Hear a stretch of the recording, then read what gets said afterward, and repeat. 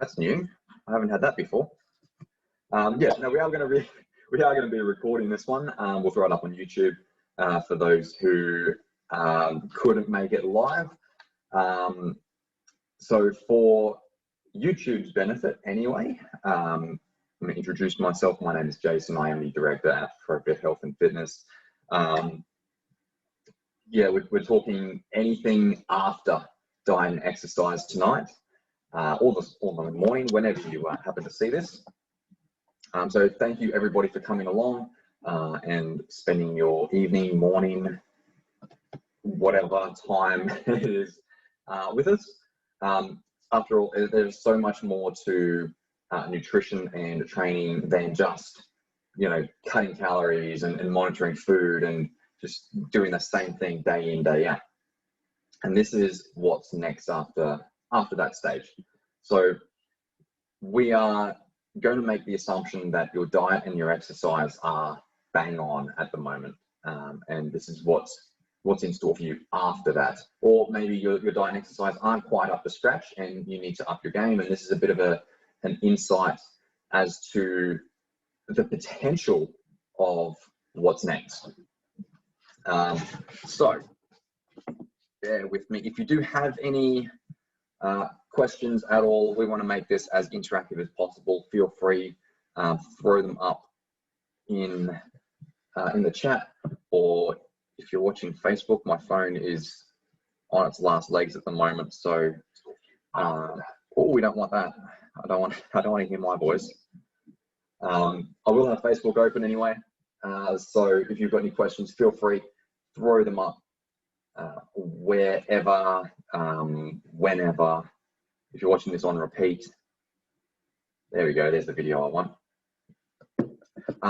Feel free to comment away, make comments, questions, make questions, ask questions, anything that you want answered, and we'll do our best to cover it off on. So, what's after diet and exercise? Well, the prerequisites, like we said earlier, just shift this, bear with me, there we go. Just trying to move the chat around so that I can actually see what I've got written here.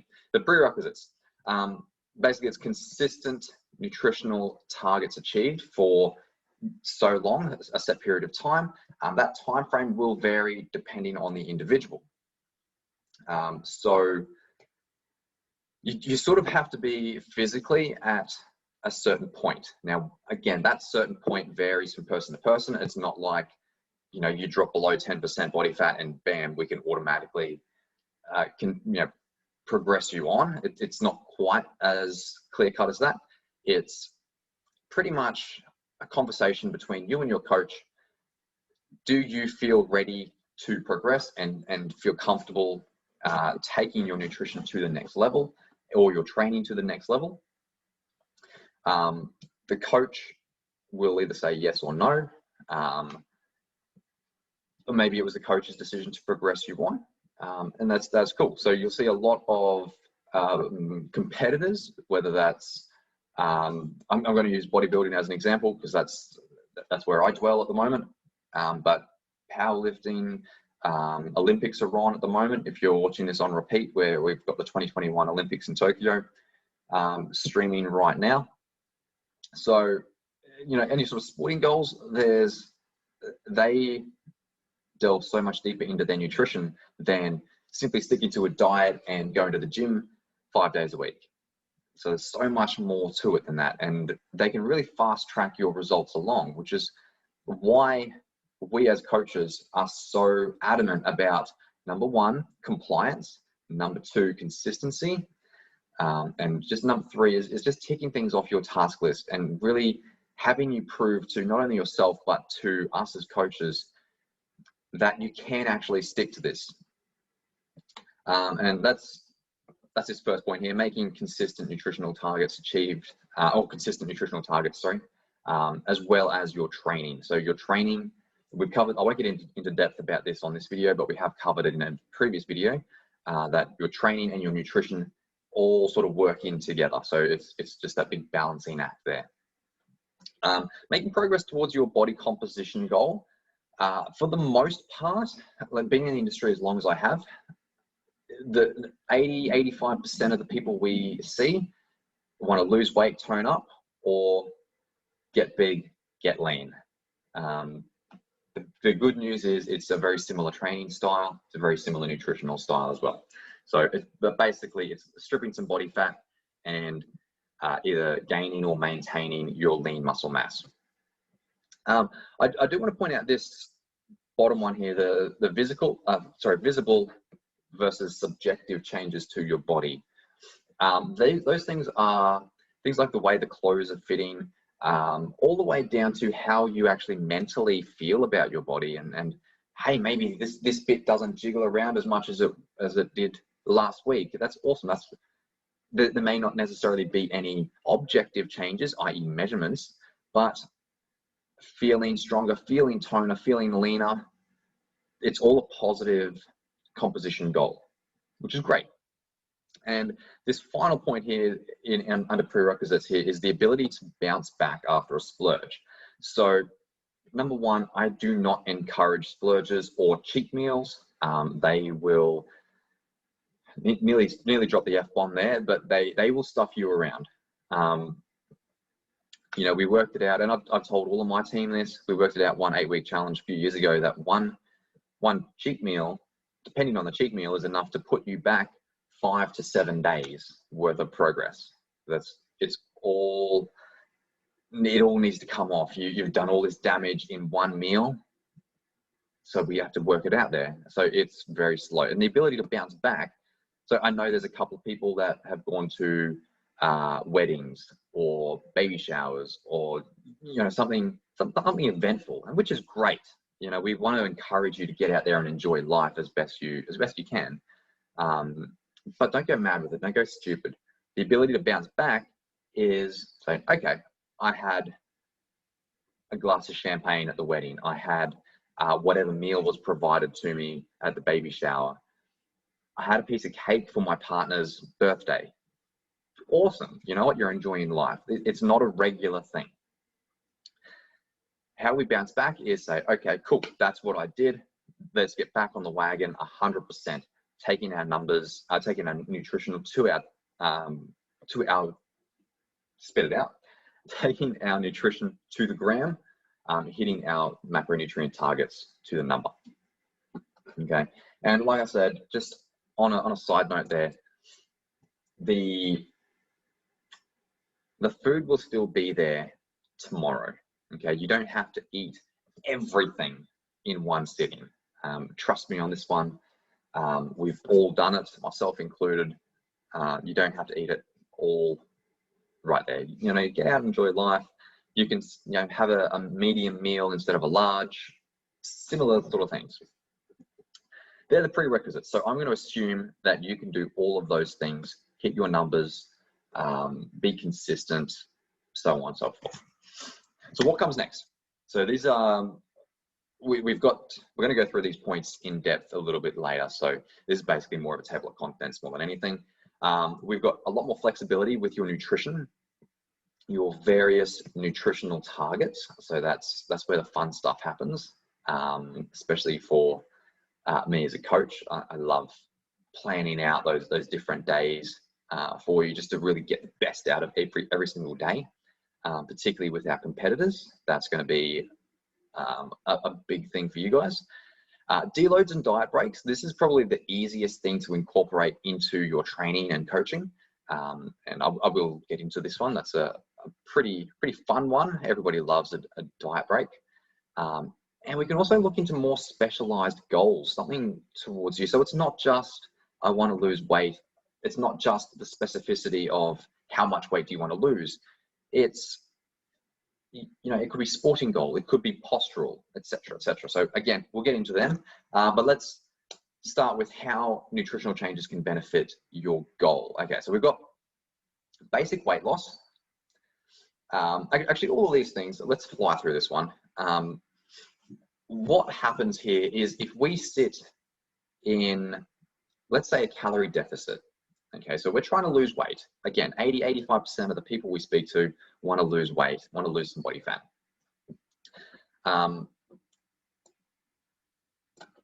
let's use that as the example. What happens? We sit in that calorie deficit, so 10, 15, 20, it's, extreme cases, 25% of your TDEE. It's basically the body will adapt to it, where our weight loss slows dramatically. We start to build up cortisol and all these other chemicals in the body that basically slow the body's response to burning body fat. And it starts to look for easier options, most probably muscle or sugars, which is, we don't want the muscle to be burnt. We want to maintain that, right? We want to be strong. We want to be, we want to be able to not have any falls when we're older. That was the long way around of getting that one.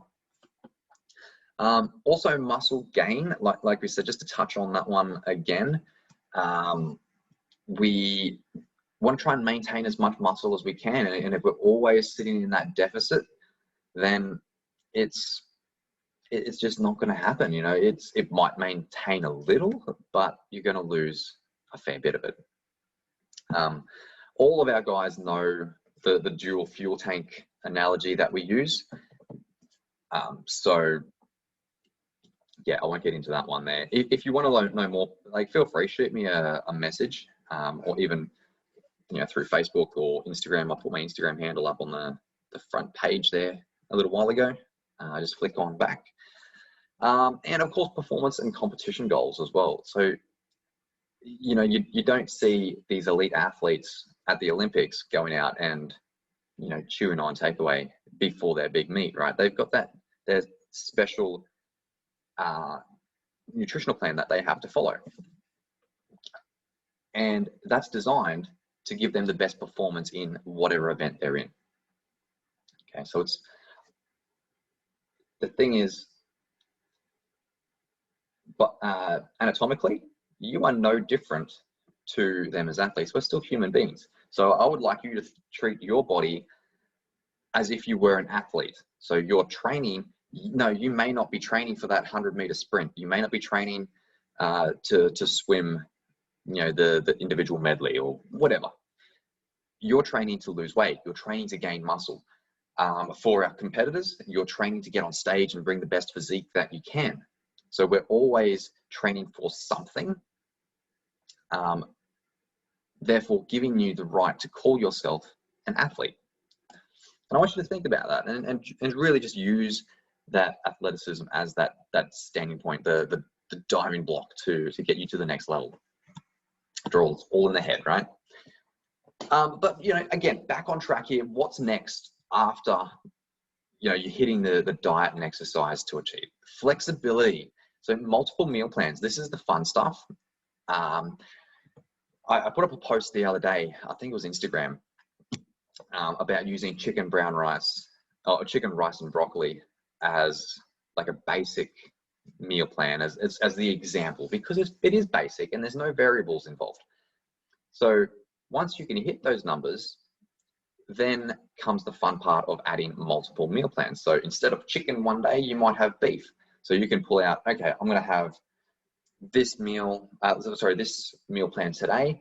I'm going to have this meal plan the following day. So one might be, it's just a simple change. Maybe swap out chicken for red meat, which means obviously the high intramuscular fats in red meat means you might have to lose some fats off this day, and it'll even out. So you can have multiple meal plans. That's number one. Specificity with your macronutrients, particularly those dropping weight or competing in particular.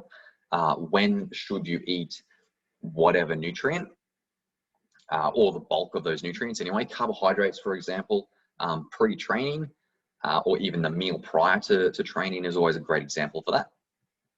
And being aware of food changes that cause weight gain. We've had multiple examples of, let's say, one particular nutrient. It could be carb for carb or protein for protein.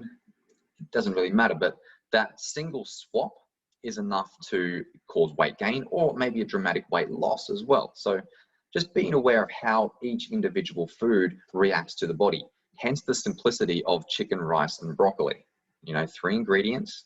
It doesn't, you know, I'm not trying to make a, I don't know, make a lasagna out of everything that I can and have 100 ingredients into this one list, because one simple little ingredient might be enough to cause bloating. It might be enough to cause any sort of digestive issues or anything like that, and just gain weight in that sense, maybe even sodium to a degree. Keep things simple first of all, and then you can start to add the variety. What's next? Various nutritional targets. Okay, particularly for our competitors, high days, low days, training days, moderate days, rest days, recovery days, they all, well, most of them anyhow, they all warrant different nutritional targets. Okay, so I'll give you an example. Leg day is always tough. You're going to spend a lot of energy pumping out the leg days, the squats, the lunges. It's hard, it's grueling. So you need a lot of energy going in. So we might get a lot of carbohydrates prior to that session, whether first thing in the morning or maybe even the night before. And then obviously set at a higher carbohydrate intake throughout the day while we're still trying to replenish the carb stores, the glycogen stores. Low days, your low energy output isn't obviously as high, obviously. So we don't need a high carbohydrate input. We can always just drop the carbs back down a little bit, and so on. You get the idea for these. We can also, this is an interesting one here, using a calorie surplus to help you drop body fat. Now, this has to be done properly. It's not just a matter of going out and having a donut just to get those calories in. You know, again, trust me, I've been there, done that. It doesn't work. But it's calculated. So if your daily nutritional target is, say, I don't know, 2,500 to maintain, then we might slowly, once you've been in a deficit, again, I'm going to go to the extreme and say a 25% deficit takes you down to a 2,000 calorie intake. Okay. Remember, maintenance, 2,500. What you're eating, 2,000. So we would slowly creep you up to your maintenance level, monitoring your weight accordingly, just to make sure that we're not actually going to gain anything and go backwards on this. And hopefully we'll increase past your maintenance calories, and we can really use digestion. So again, I've had this conversation with my team time and time again. Digestion uses about 70% of your daily expenditure, your TDEE. So why not use that? Let's get some high volume foods in and really push the numbers up, so the body's using all this extra energy just for digestion. And why don't we use that to help with our weight loss? So it's an interesting little scenario there, and it works a treat. I've got quite a few of our guys in surpluses who are either maintaining weight and dropping body fat, or they're still dropping weight, which is amazing. And they're doing it dead on. So that's the best part about it. Deloads and diet breaks. Look, this is a fun one. Look, am I going too fast? If anybody's got any questions, feel free to sing out. For those of you on the chat live or on Facebook, my phone's just hanging on. So if there is any questions, please, if not on Facebook, I will get back to them as soon as I charge my phone. But yeah, any questions at all, sing out anytime. Deloads and diet breaks. Now, two things. We actually offer team coaching every fortnight for our coaching guys. And this was one of the things that we touched on last week before, whenever it was. So you guys know a lot about this one. For anybody else out there who happens to see this on a replay, a deload refers to training, and a diet break refers to nutrition, obviously. It's used to refuel the body and balance out chemicals. Again, all that cortisol we spoke about earlier, we need to flush that from the system, balance everything out, have the body at its peak. So your training will drop off. You'll still train, but it won't be quite as either long or as intense as it once was. Your diet break will also reflect that as well. So this is, it's not go out and make a pig of yourself. because that's just going to blow everything out. Again, if you're going to do that, you shouldn't be at this stage anyway. It's planned. Actually, I've got it written there. Planned increase in calories. So we'll take that up to, I like to sit around 3 to 5% deficit underneath your maintenance calories. So again, if that was 2,500, we might take you up to 2,450, thereabouts. It's basically a way to increase your glycogen store. So as we run through your training, we deplete during through your glycogen, sorry. And then come this break, the diet break, we fill them back up again. So the body's constantly being depleted and refueled, just to really help with, number one, your energy, number one, your mental state. Number one and number two, energy, mental state. It does help to speed up the weight loss as well, the body fat loss. Normally, these would last no more than a week. With lockdown at the moment, who knows? I know there's a couple of people on deload this week, so that should be fun for you guys. If we timed it well, we fluked it really. But yeah, so they are planned. And again, it's just as important to hit these numbers as it is in your deficits or in your surpluses. Actually, I wouldn't have a diet break in a surplus because you don't need it. Making sense so far? Excellent. Specialized goals. This is an interesting one. We touched on this earlier, so we don't really need to spend a whole lot of time on this one. But things like sporting and performance goals, they're easy. Postural corrections are so much easier when you don't have that layer of body fat around you. Yes, there's the subjective measures, like if you've got, text neck, where you sit on the phone and, like so, text neck can cause a lot of headaches, migraines. We're playing with some very sensitive nerve endings up in the top of the spine here. So that's the obvious one, but there's other postural corrections that we can make that aren't as easy to rectify, or aren't as easy to spot. Things like sway back, any sort of tilt in the pelvis, et cetera. Like, these are big goals, big corrections that need to be made, and they become so much easier to spot and rectify without the body fat. So it's really taking that benefit and magnifying it. Weight loss, weight gain for health, pregnancy and that sort of thing. I know they want you at a healthy weight to bear children.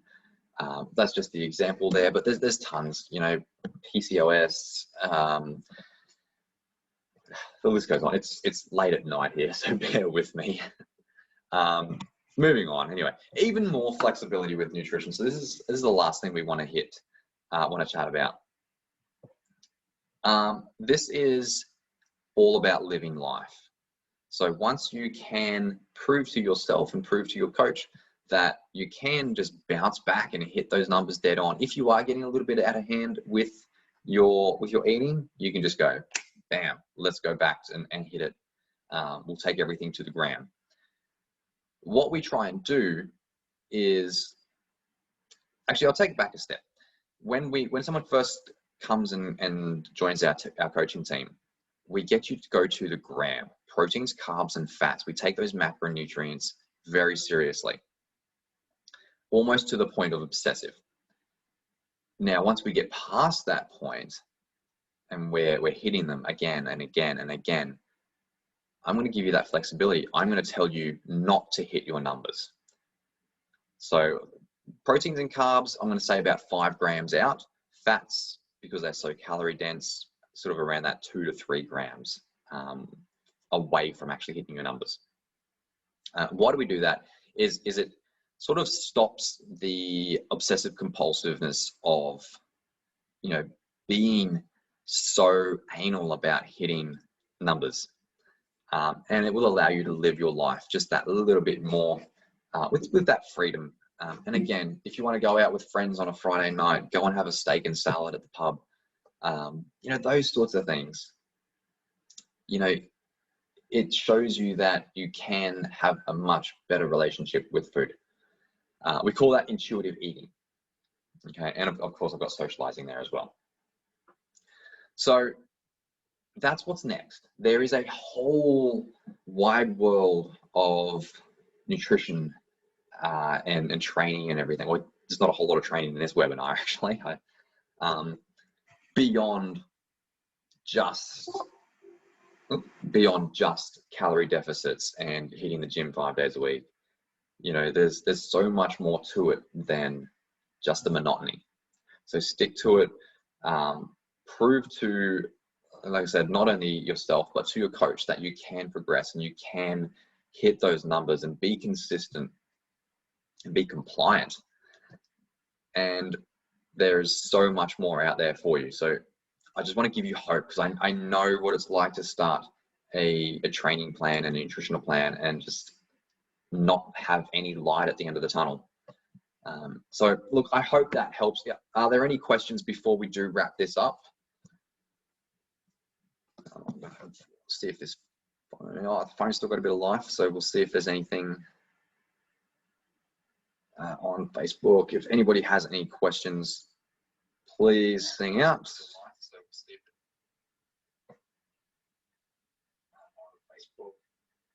Cool. Nothing there. Cool. Awesome. Well, look, if anybody does have any questions, you know where I am. That is my Instagram handle there, or you can shoot something through Facebook, through the business page, just ProFit Health and Fit, which I don't actually have on here. I usually do a bit of a business plug, but that's all right. Let's do it now. If you would like to join the coaching team, feel free, sing out, send me a private message through this handle, as it turns out, not the business one, since it's not on here.